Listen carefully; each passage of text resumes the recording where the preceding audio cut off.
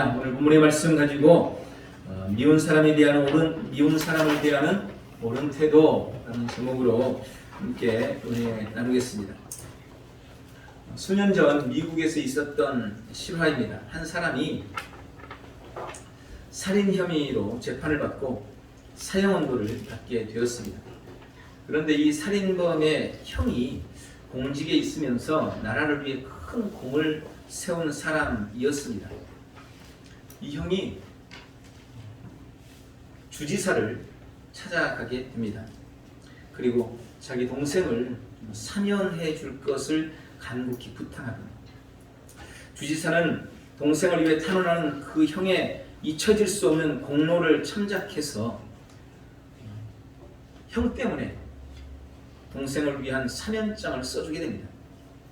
사면장을 받은 형은 그 봉투를 주머니에 넣고 감옥에 있는 동생을 찾아갔습니다. 그리고 이런저런 이야기를 동생과 하다가 형이 동생에게 물어봅니다. 만약 네가 사면을 받아서 감옥에서 나가게 된다면 넌 무엇을 하고 싶냐? 형이 동생한테 물어보는 거예요. 그러니까 갑자기 그 말을 들은 동생이 얼굴 빛이 확 바뀌더니 그렇게 말했습니다. 내가 만약 감옥에서 나가게 된다면 난 두 사람을 반드시 죽이고 할 거야. 한 사람은 나를 재판한 재판관이고 한 사람은 법정에서 나를 봤다고 증언한 그 증인을 찾아서 반드시 죽여버릴 거야. 동생이 그 말을 들은 형은 아무 말도 하지 않고 조용히 일어나서 나왔습니다. 그리고 가는 길에 쓰레기통에 주지사로부터 받은 사면장을 찢어서 버리고 맙니다.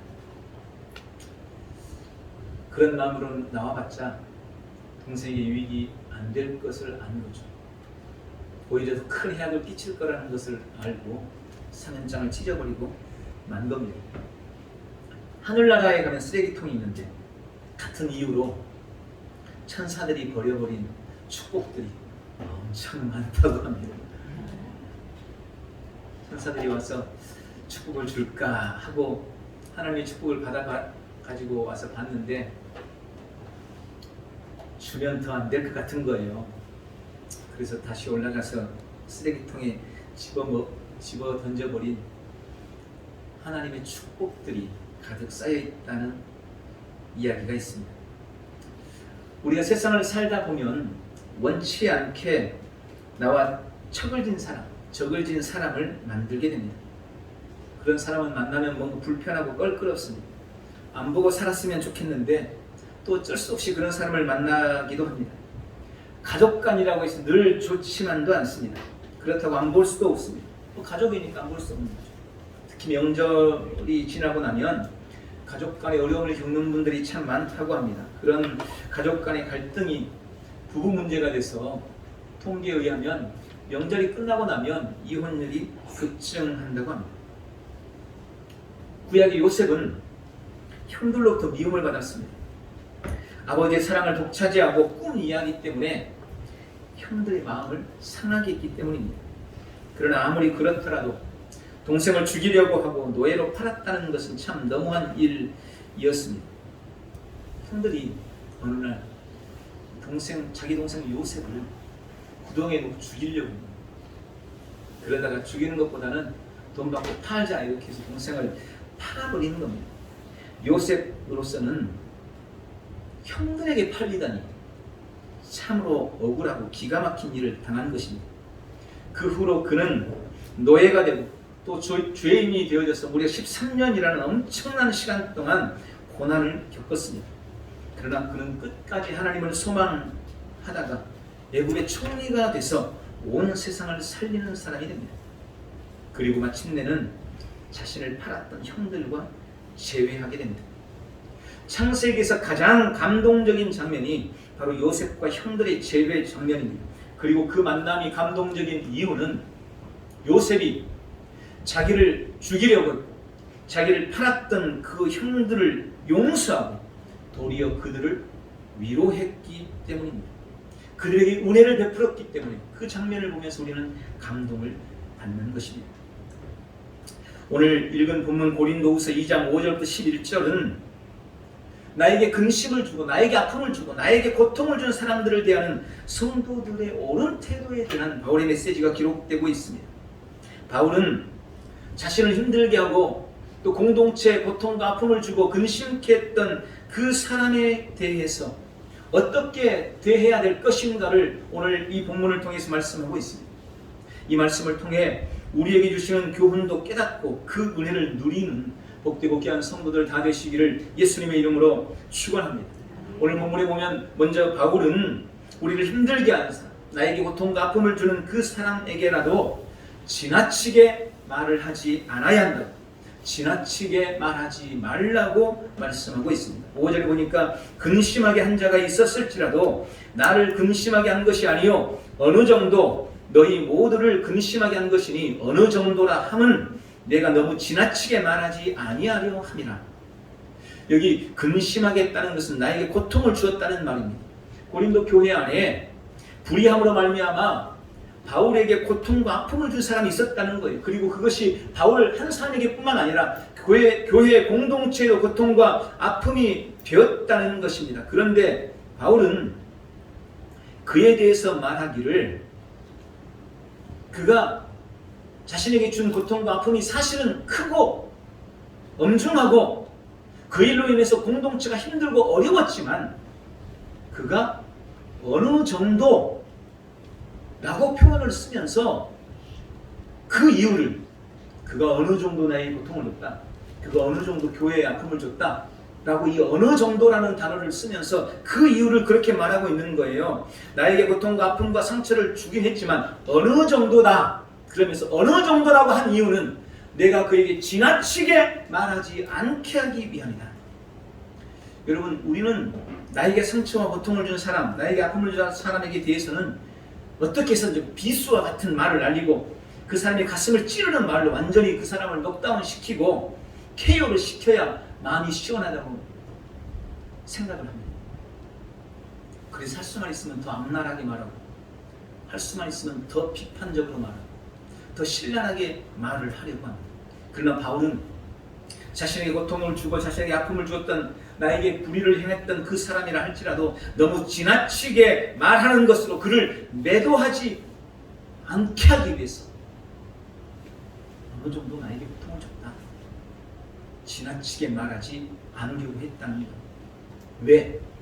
그에게 회개하고 돌아올 수 있는 여지를 남기기 위해서, 그에게 회개할 기회를 주기 위해서, 그래서 그를 배려하는 차원으로 지나치게 말하는 것을 삼가했다고 말씀하고 있는 것입니다. 여러분, 나와 척을 지고 나의 고통과 아픔을 주고 나와 당장 다투고 싸우는 사람이라 할지라도 지나치게 말하는 것에 대해서 주의하셔야 합니다. 저는 이 지나치게 한 말이라는 게 무슨 의미일까를 묵상을 하면서 한 3가지 정도로 그렇게 생각을 해봤어요. 첫 번째, 지나치게 말한다는 말은 너무 과장되게 말한다는 겁니다. 여러분, 우리는 너무 과장되게 말해서는 안 됩니다. 그 사람이 잘못한 것은 한 2가지 잘못했어요. 그런데 우리는 한 20가지 잘못한 것처럼 말하고 싶습니다. 너무 과장해요. 그 사람이 한 잘못은 이만큼인데 우리는 그 사람이 이만큼 잘못했다고 말하고 싶어해요. 저도 설교를 하면서도 좋게 그때 직접적으로 좀 사실대로만 말하면 성도들이 별로 관심이 없는 것 같고 잘 안 보는 거 이래요. 그러니까 말을 할 때 좀 더 과장해서 말하는 그런 게 좀 있는 것 같아요. 우리가 사람들과의 관계에서도 자꾸 그렇게 말하죠. 그냥 말하면 잘 안 들어요. 아, 저 잘생긴 사람 가네 이러면 사람들이 그런가? 이러고 그냥 관심 없습니다. 와, 진짜 잘생긴 사람 간다 이러면 얼마나 잘생기길래 그래? 그냥 돌아보는 거죠. 과장은 그런 식으로 하는 겁니다. 왜? 사람들로부터 관심을 갖게 하려고. 더 뭔가 극적인 상황을 연출하기 위해서 과장해서 말하는 거예요. 허풍을 섞어서 관심을 끌고 반응을 보이도록 만드는 것입니다. 그런데 여러분, 이 과장은 거짓말이라는 사실을 아셔야 돼요. 아니, 하나 잘못했는데 10개를 잘못한 것처럼 말하면 그건 엄격한 거짓말인 거죠. 그 과장함을 조심해야 되는 것입니다. 진짜 완전 엄청 전라도 말로 말하면 허벌나게 뭐 이런 식으로 뭔가 죄송합니다. 제가 그런 말 잘 안 쓰는데 과장을 해서 말하고 싶어하는 거예요. 근데 그 말이 받는 당사자에게는 상처와 고통을 줄 수 있는 것입니다. 한번 과장하기 시작하면 더 부풀려고 싶고 더 확대해서 말하고 싶고 그래서 더 고통을 주고 싶고 더 아픔을 주려고 과장하는 거예요. 성도는 매사에 말에 진실을 담고 과장되게 지나치지 않게 말해야 하는 것입니다. 여러분, 지나치게 말하는 것을 금하시고 늘 그것에 대해서 경계하는 복되고 귀한 성도들 되시기를 바랍니다. 또한 저는 지나치게 말하지 말라는 권면을 너무 극단적으로 말하지 말라는 것으로 묵상했습니다. 세상은 늘 흑백 논리로만 보려는 사람이 있습니다. 검든지 희든지 두 가지만 있는 거죠. 뭐 아니면 도다, 이런 식으로 세상을 보는 사람이 있어요. 그런데 여러분, 모와 도 사이에는 윷도 있고 걸도 있고 개도 있어요. 세 가지나 그 가운데 있어요. 제일 잘 나온 건 개, 걸이 제일 잘 나오잖아요.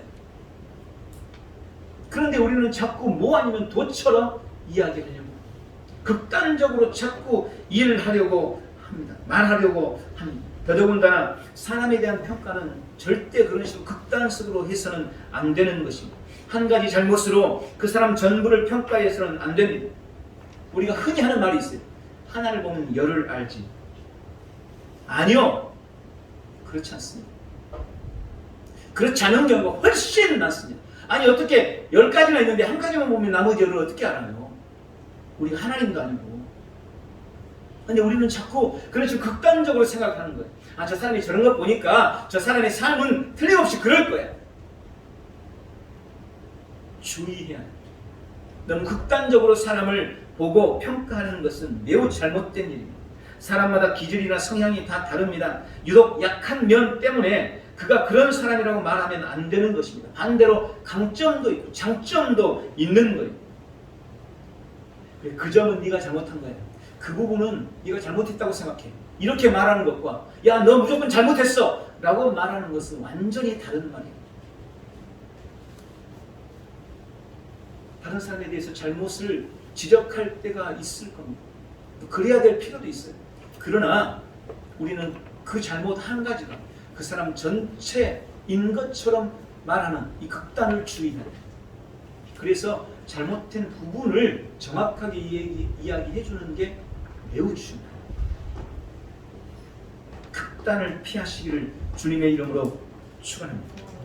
우리가 자칫 극단으로 치우치면 사람을 잃게 됩니다. 그것은 결코 주님의 뜻이 아닙니다. 또 나 자신에 대해서도 마찬가지입니다. 너무 극단적으로 자기 자신에 대해서 극단적으로 보지 않기를 바랍니다. 지나치게 말하지 말라는 말은 너무 극단적으로 말하지 말라는 의미인 겁니다. 세 번째로 저는 그렇게 묵상했습니다. 지나치게 말하지 말라는 것은 너무 잔혹하게 혹은 너무 무자비하게 말하지 말아야 한다는 겁니다. 앞에 과장된 말과 극단적인 말을 더해 놓은 것이 아마 이 잔혹한 말 혹은 무자비한 말일 것입니다. 대화나 특히 다툼이 있을 때 사람들은 어떻게 하면 더 잔혹하게 말하고 더 잔인하게 말하고 더 무자비하게 말해서 그 사람의 의지를 꺾어버릴까를 고민합니다. 특히 자녀들의 실수나 잘못에 대해서 너무 잔인하게 말하는 것은 매우 주의해야 합니다. 가끔 사람들 다투는 것을 보면 도대체 어디서 온 말인지 듣도 보도 못한 그야말로 쌍욕을 하면서 말하는 사람입니다. 그런 생각을 하게 되죠. 저러고 나서 나중에 과연 괜찮아질 수 있을까? 둘이 화해할 수 있을까? 여러분, 너무 잔혹한 말, 너무 무자비한 말, 너무 심한 말로 해 붙여놓고 나면 나중에 정신을 차리고 봐도 그 관계가 다시 회복되기가 어려운 것입니다. 잔인하고 잔혹한 말, 무자비한 말은 관계를 깨뜨리는, 관계를 단절시킨다는 것을 깨달아야 합니다. 우리는, 성도는 범사에 절제하며 말을 신중하게 할 줄 알아야 합니다. 아무리 극한 상황이라도 희망은 있고 아무리 극악무도한 사람일지라도 회개의 길은 열려 있다는 것을 우리는 기억해야 합니다. 세상에 구원받지 말아야 할 사람은 아무도 없습니다. 구원받지 말아야 할 사람은 아무도 없습니다. 다 구원받아야 할 사람들인 것입니다. 오늘 바울이 지나치게 말하지 말아야 된다고 했던 단 한 가지 이유는 그 영혼을 잃지 않기 위해서인 거예요. 혹 나에게 고통을 준다 해도, 나를 근심하게 하는 사람일지라도, 벌을 받아 마땅한 사람이라 할지라도 징계는 징계 자체가 목적이 아니라 회개함에 있다는 것을 기억하고 말의 주위에서 영혼을 얻는 귀한 은혜가 있기를 예수님의 이름으로 축원합니다. 두 번째, 우리는 용서와 위로로 사랑을 나타내는 삶을 살아야 합니다. 오늘 7절 8절에 그렇게 말씀합니다. 그런즉 너희는 차라리 그를 용서하고 위로할 것이니 그가 너무 많은 근심에 잠길까 두려워하노라. 그러므로 너희를 권하오니 사랑을 그들에게 나타내라. 먼저 그를 용서하십시오. 바울은 교회 공동체에서 잘못을 저지르고 징계를 받은 그 사람을 이제는 용서하라고 오늘 권면하고 있습니다. 안산에 김인중 목사님이 계십니다. 그분이 자기 성도에게 와 있었던 이야기를 글로 쓴 것을 제가 봤습니다. 남편이 딴 여자와 눈이 맞아서 아내와 3남매를 버리고 말았습니다. 갈 곳이 없는 그 아내는 서울에서 안산으로 이사와서 전도를 받아서 그 교회 교인이 되었습니다. 타지에서 모진 고생을 해가면서 3남매를 모두 대학을 마치게 공부를 시켰습니다. 20여 년 동안 교회를 섬기면서 권사 직분도 받아서 충성을 했지만 그녀는 50대 중반이 넘어서면서 신부전증 합병을 앓고 임종을 맞이하게 되었습니다. 젊은 나이에 임종을 맞게 된 그녀를 목사님이 신방을 가게 됩니다. 그러자 그 권사님이 목사님을 보면서 눈물을 흘리면서 용서를 빌더랍니다. 목사님은 예전에 저한테 내 남편을 용서하라고 하셨습니다. 제가 그러겠다고 약속은 했지만 나는 도저히 그 남편을 용서할 수가 없어서 원한과 복수심을 가지고 지금까지 살아왔습니다. 얼마 전에도 그 남편이 찾아와서 용서를 빌었지만 저는 그 남편을 저주하며 내쫓고 말았습니다. 그러나 지금 이제 와서 내 몸이 병들고 이렇게 죽게 되어서 보니 용서하지 못한 제가 너무나 후회가 됩니다. 그리고 이제야 그를 진심으로 용서합니다. 그 말을 하고는 운명하게 됐습니다. 이 권사님 임종을 보면서 이 목사님이 하나님께 물었습니다. 하나님, 왜 죄 지은 사람은 저토록 건강하고 형통하고 잘만 살고 있는데 억울하게 버림받은 이 권사님은 고통받으면서 살다가 이렇게 병들어서 죽어야만 합니까? 하나님께 원망 섞인 기도를 올려드렸습니다. 그때 곧바로 하나님의 음성이 그 목사님의 마음속에 왔습니다. 얘야, 죄 지은 사람의 죄보다 믿는 사람이 용서하지 못한 죄가 더 크단다. 용서는 상대를 위한 것이 아니라 실상은 자기 자신을 위한 것이야. 이렇게 주님이 말씀하시더랍니다. 여러분, 마음에 가득한 미움과 분노는 상대를 찌르기 전에 먼저 자기 자신을 찌르는 법입니다. 그러므로 용서는 절대로 그 사람을 위해서 하는 게 아니에요. 바로 나 자신을 위해서 용서하는 것입니다. 그래서 주님은 이 용서가 어렵지만 내가 용서하리라고 결단하면, 내가 용서하겠다고 마음을 먹으면 우리 주님이 용서할 수 있는 힘을 주시는 거예요. 성령님이 오셔서 우리가 용서할 수 있도록 도와주셔요. 왜요? 주님이 나를 사랑하니까. 주님이 나를 위하시니까. 내가 하나님의 자녀니까. 내가 병들어 죽는 것을 주님이 원하지 않기 때문에 주님, 내가 용서하고 싶습니다 라고 말씀드리면 주님이 우리에게 용서할 수 있는 힘과 능력을 주시는 겁니다. 성령님이 도와주시는 겁니다. 그럼 여러분, 마음의 원한을 내려놓고 용서할 사람은 마땅히 용서하기를 바랍니다. 힘들죠. 그러나 용서하기를 결단하시기 바랍니다. 성령님이 도와주실 줄 믿습니다. 또한 두 번째로는 그를 위로하십시오. 바울은 교회 공동체의 가장 큰 사명은 영혼을 얻는 것임을 분명히 했습니다. 그리고 나에게 고통과 아픔을 주는 그라 할지라도 구원받아야 할 사람인 것을 밝히고 있습니다. 그는 그를 용서하고 위로해야 될 이유가 그가 너무 많은 근심에 빠져서 실족할까 봐. 그를 얻어야 되는데, 그가 구원받아야 되는데 혹시 우리가 용서하지 못하고 그를 위로하지 않아서 그가 너무 큰 근심 속에 있다가 주님을 떠날까 봐. 그래서 그를 용서하고 그를 위로하기로 결단했던 것입니다. 여러분, 우리는 위로의 사람이 되어야 합니다. 성경에 위로의 사람이 나옵니다. 바로 바나바라는 사람입니다. 그리고 바로 그 바나바의 위로 때문에 가장 큰 혜택을 받은 사람, 가장 큰 수혜자가 바로 바울이었습니다. 바울은 원래 예수님을 믿는 사람들 핍박했던 사람이었습니다. 그래서 그가 개종하고 교회에 들어왔을 때 많은 사람들이 바울에 대해서 의심의 눈초리를 계속해서 보입니다. 저렇게 예수 믿는 척 들어와가지고 믿는 우리를 핍박하고 우리를 죽이려고 그러는 거 아니야? 그리고 예전에 저 사람 때문에 죽은 사람이 얼마나 많은데, 저 사람 때문에 옥에 갇힌 사람이 얼마나 많은데, 이러면서 계속해서 바울을 경계했어요. 그때 그 바울에게 다가와서 그를 위로했던 사람이 바로 바나바입니다. 바나바가 바울을 끌고 다니면서 교회의 높은 지도자들을 만나서 그를 중지합니다. 이전에는 그가 핍박자였지만 이제 이분은 예수님 완전히 영접했습니다. 이제 하나님의 신실한 종이 되었습니다. 그러니까 교회에서 그를 받아주셔야 됩니다. 바울은 바나바의 위로로 교회 공동체의 자리를 내리고 복음을 전하는 사역을 효과적으로 감당할 수 있었던 것입니다. 여러분, 교회에는 그런 사람이 필요합니다. 소외된 사람들을 찾아가서 위로하고 그를 격려하고 그를 위로하며 교회 공동체 안에서 잘 뿌리 내릴 수 있도록 돕는 사람, 그런 위로의 사람이 교회에 반드시 필요한 거예요. 주변을 한번 돌아보십시오. 혹 우리의 위로가 필요한 사람, 위로를 기다리는 사람은 없습니까?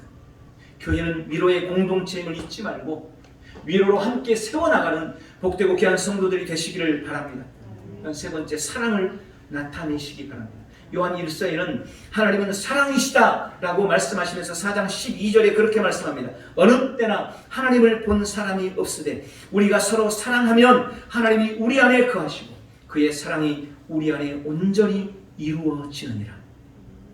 여러분, 성도의 가장 분명한 정체성은 사랑에 있다는 것을 기억하십시오.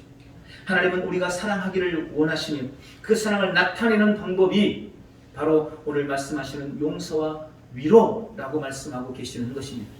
예수님은 십자가를 지시고 우리를 용서하시고 우리를 사하심으로 죄인인 우리, 연약했던 우리, 원수된 우리를 하나님과 화목되게 하셨고 그 하나님의 사랑을 십자가로 증명하셨습니다.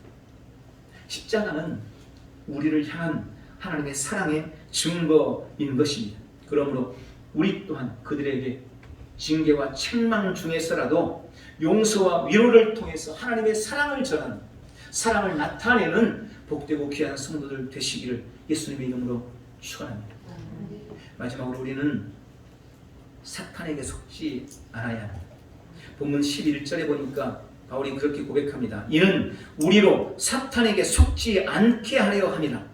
여러분, 이 말씀의 의미를 앞에서부터 살펴보면 우리가 용서하지 않고 너무 지나치게 혹은 너무 엄하게 징계하고 만다면 그것은 사탄에게 속는 것이다 라고 말하고 있는 겁니다.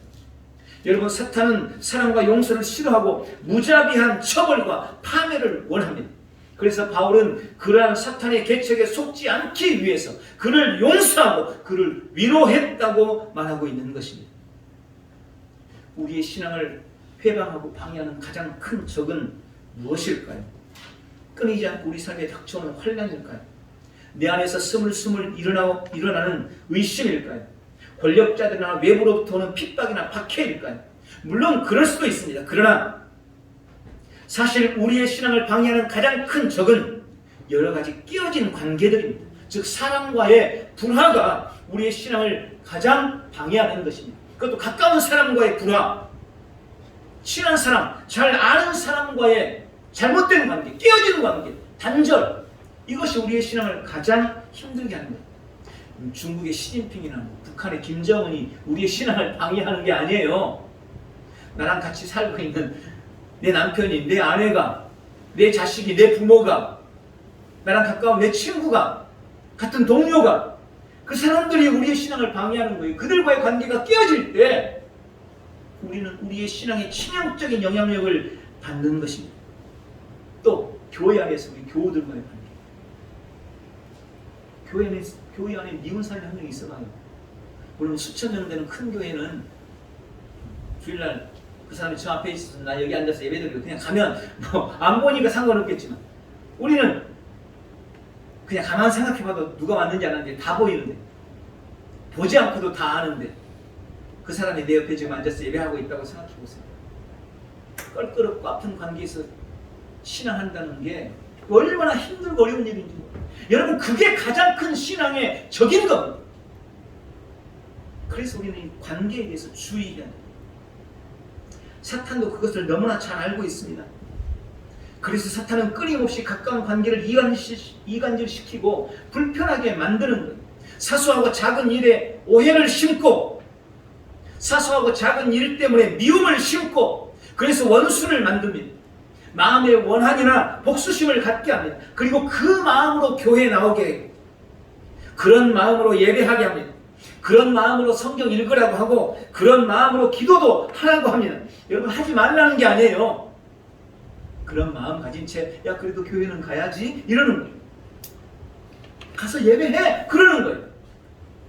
11절 하반부에 바울이 고백합니다. 우리는 그 계책을 알지 못하는 바가 아니로라. 바울은 그걸 너무나 정확하게 알고 있었어요. 지금 사탄이 어떤지, 지금 고린도 교회가 겪고 있는 각가지 문제들, 특별히 고린도 전서에 말씀하고 있는 교회 내 분쟁이나 파벌, 음행의 문제, 세상 법종에서의 교회의 송사 문제, 결혼과 독신의 문제, 우상의 재물, 또 심지어 여자들의 머리의 문제, 성찬 문제, 은사로 인한 여러 가지 갈등, 부활에 대한 문제들까지, 그 수많은 문제가 결국은 깨어진 관계가 불러온 문제라는 것을 바울은 파악한 겁니다. 그리고 그 안에는 바로 그렇게 관계를 깨뜨려서 문제를 일으키는 사탄의 계책이 있다는 것을 바울은 분명히 알았습니다.